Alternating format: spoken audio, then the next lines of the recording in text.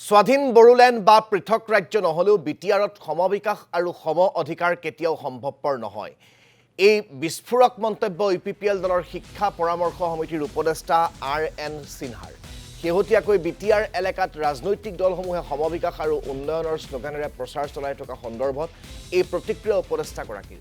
বিটিআৰক বিশেষ অৰ্থনৈতিক মণ্ডল গঠনৰ বাবে মুখ্য কাৰ্যবাহী প্ৰমোদ বড়োৱে গৃহ মন্ত্ৰালয়ৰ সৈতে আলোচনা চলাই থকা বুলি উল্লেখ কৰে RN সিনহাই। যদি বিশেষ অৰ্থনৈতিক মণ্ডল গঠন হয় তেতিয়াহ'লে বিটিআৰত থকা অজনজাতীয় লোকসকলো উপকৃত হ'ব বুলি মন্তব্য শিক্ষা পৰামৰ্শ সমিতিৰ উপদেষ্টাগৰাকী।